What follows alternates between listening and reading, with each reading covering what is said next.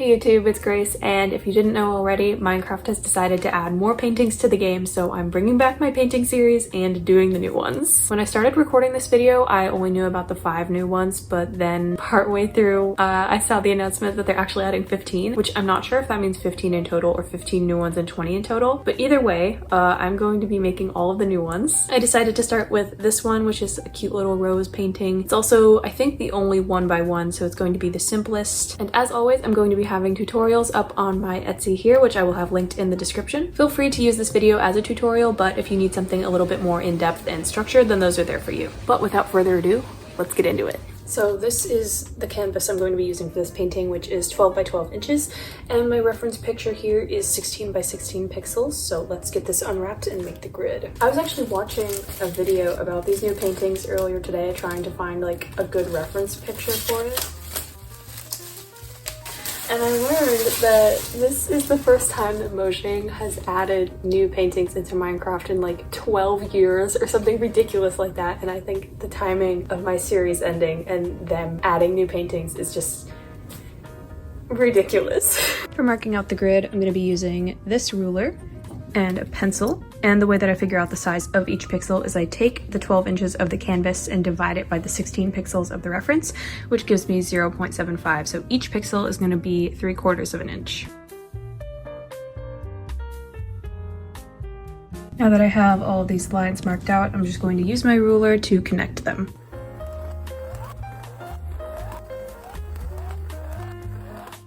Compared to my last painting, these pixels look absolutely huge, but I finished the grid and next I'm going to be priming it with a clear primer. I'm going to wait for this to dry just a little bit longer, but while I'm waiting, I'm going to mix the border color. I always like to do the border first just so that I don't have to mess around with counting 1 extra pixel in for the inside design. So I'm going to be mixing this kind of warmish brown shade. It looks cooler on my phone camera, but you just have to trust me here. And for that, I'll be using raw umber mixed with raw sienna.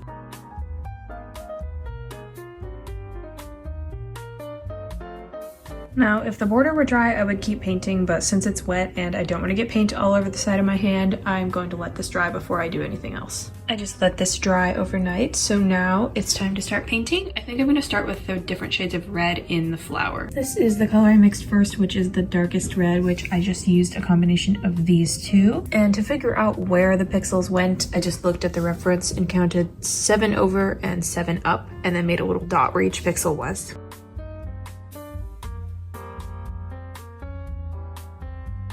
For the next lightest color, which I'm painting right now, I just took my base color and added some red to it. For the third color, I just took the second color and added red to it and also a little bit of white.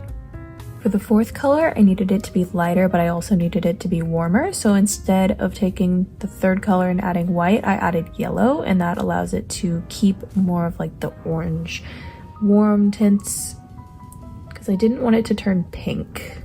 I just added a shade of pink and a shade of purple, so now the flower part is pretty much done. So next I'm going to move on and do the stem, which is like 2 different shades of green, and the thorns, which are like a brownish gray.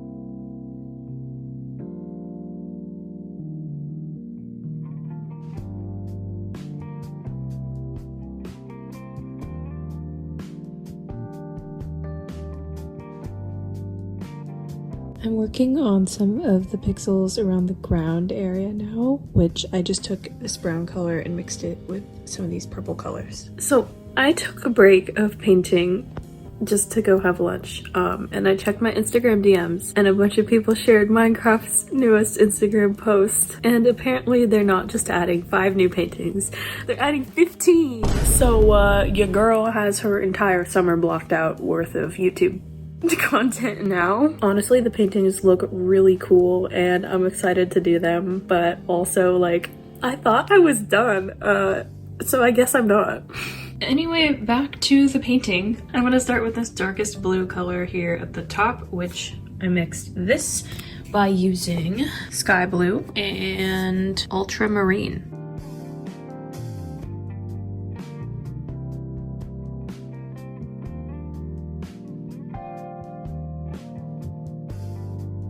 continuing to work on the blues, and every time it gets lighter, I take the previous color, so you can see I have like a gradient going here, and just add a little bit of white to it. So it's very simple.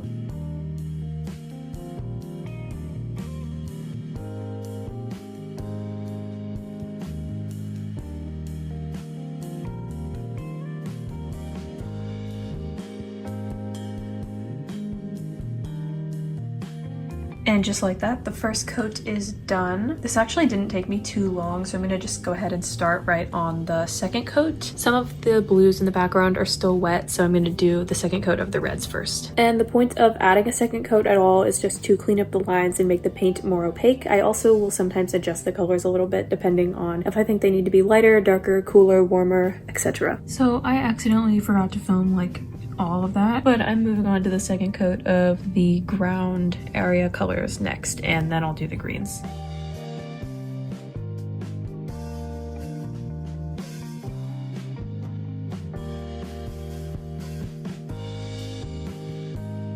Once again, I kind of just got in the groove of things and forgot to record, but I pretty much finished the second coat of paint.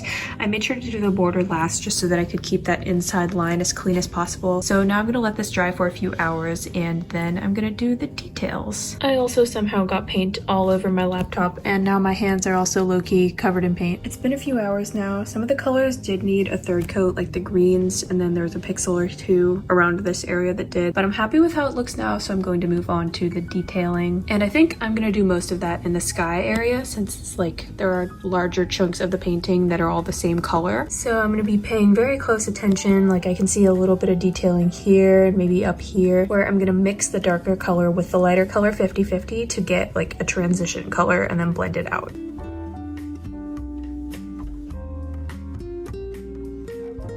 I went ahead and added a few blending colors in the sky. I also touched up the colors in the rose, like the light orange, just because I felt like it was too dark. And then I added a blending color around the border, and I think we might be done, but I'm not entirely sure. I'm gonna wait till it's dry and then I'll know for sure. This is it next to the reference, which like the brightness on my computer is kind of hard to get it like properly exposed without underexposing the painting, but it looks pretty good in my opinion. And here is the grand reveal the next day. The painting is totally done and totally dry and in some nice natural lighting. I think it turned out super cute. I love how simple it is, and I'm so excited to have new paintings to make. Here's a close-up shot where you can see all the colors I used and the details that I added. I think it turned out pretty cool. And here it is from further away. I always feel like pixel art looks cooler from further away because it gives it like a blurry effect and you can actually step back and see like the big picture. If you would like to see a higher quality photo of this painting I just finished, or if you would like to look at any of the other art that I've made, then my Instagram is right here. I will also have it linked down below in the description. And another reminder about the tutorials that I will have on my Etsy shop. But that just about concludes this video, so thank you so much for watching. I hope you enjoyed, and I will hopefully see you in my next one.